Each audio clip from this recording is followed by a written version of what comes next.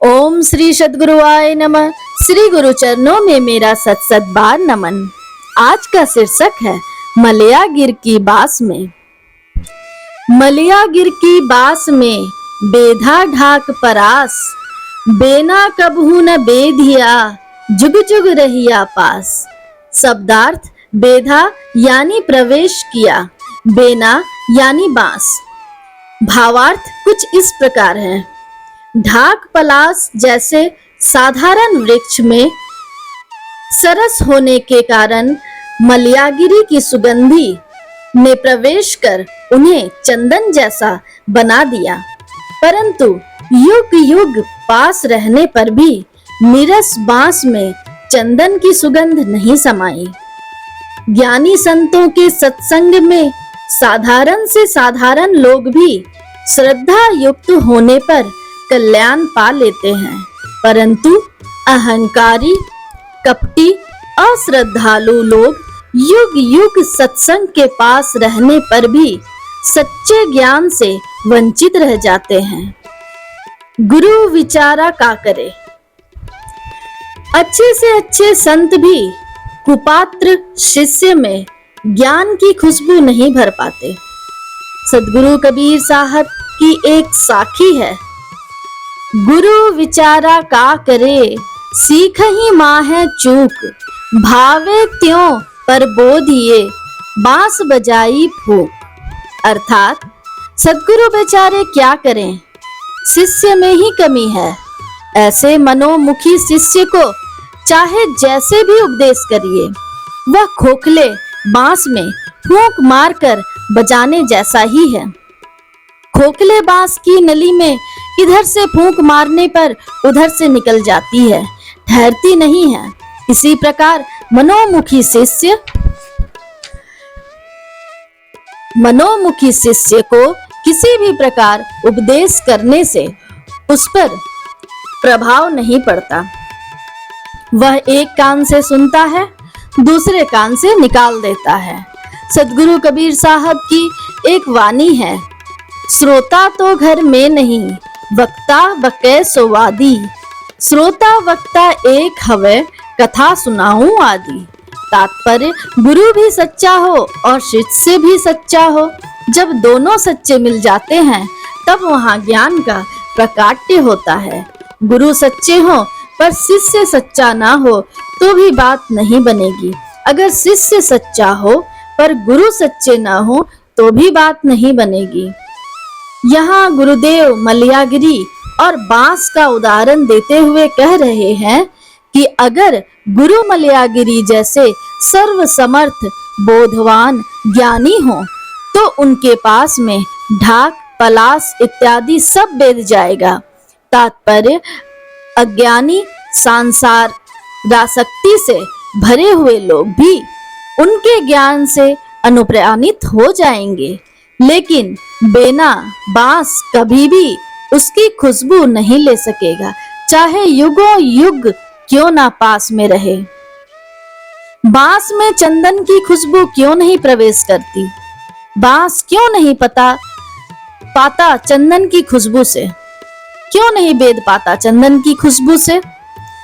इसका कारण क्या है?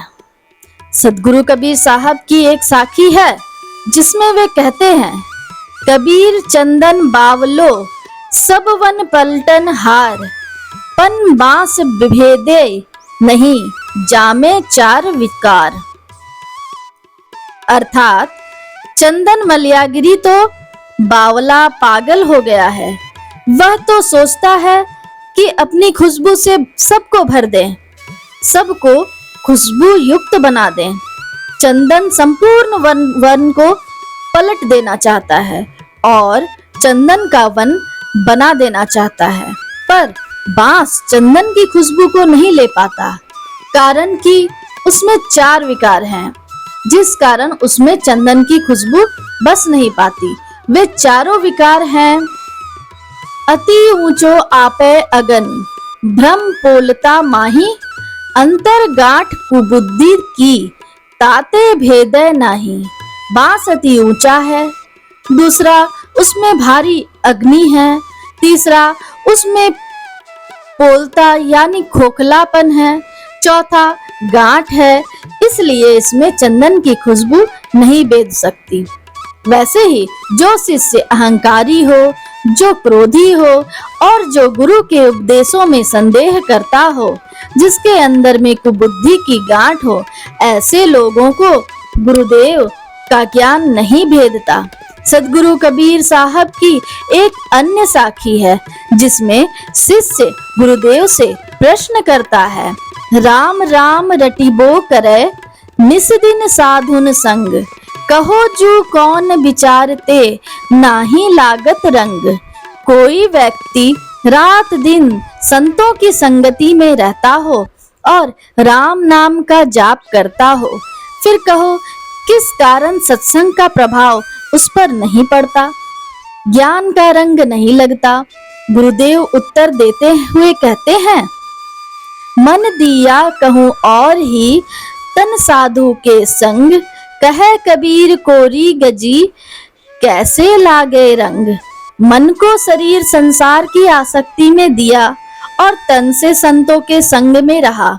कबीर साहब कहते हैं, जैसे माड़ी युक्त कपड़े में रंग नहीं चढ़ता, वैसे ही ऐसे दुराग्रही हठी मलिन मन में सत्संग का रंग नहीं चढ़ता।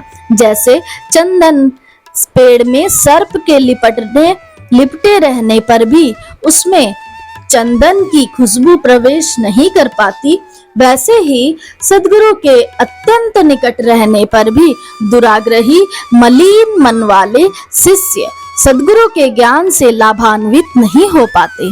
सद्गुरु कबीर साहब कहते हैं, भुवंगम वास न बेधई चंदन दोष न लाए, अब अंग तो विष सो भरा अमृत कहाँ समाए। चंदन वृक्ष से लिपटे रहने पर भी सांप में चंदन की सुगंध नहीं बसती।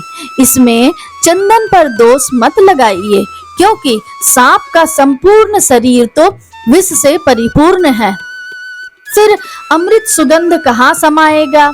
इसी प्रकार जिस व्यक्ति के रोम रोम में दुर्भावना, राग, द्वेष, मनोमुक्ता आदि दोष दुर्गुण व्याप्त रहे हों, उनमें सत्संग का गुण कैसे समाएगा, जिसमें दोष सत्संग का नहीं व्यक्ति का है। सजातीस को आकर्षित करता है। आप भगवान को प्रसन्न करना चाहते हैं तो आपको भगवान सदृश बनना होगा। भगवान के सदृश आचारवान सद्गुण युक्त होना होगा, तभी आप भगवान को प्राप्त कर सकते हैं। देवताओं को प्रसन्न करने के लिए स्वयं भी देवता बनना पड़ता है। कबीर साहब की एक साखी है, हरिया जाने रूखड़ा उस पानी का नेह, सूखा काठ न जानी है केतहु बूढ़ा में।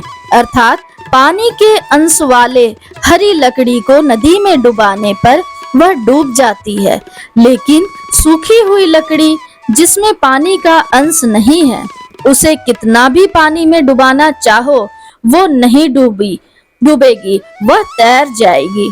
उसी तरह जब तक तुम्हारे भीतर सद्गुण न हो, दृढ़ता न हो, श्रद्धा न हो, तब तक तुम गुरु के ज्ञान में कभी नहीं डूब सकोगे। सूखी लकड़ी की तरह उपले हुए रह जाओगे। इसलिए अपने अंतस्थ आचरण, चिंतन और चरित्र के परिष्कार पर ध्यान देना चाहिए। धर्म केवल कर्म कांड, पूजा अर्चना, तिलक, जनेऊ या मंदिर मस्जिद नहीं है। धर्म है अपने भीतर महानता का विकास करना।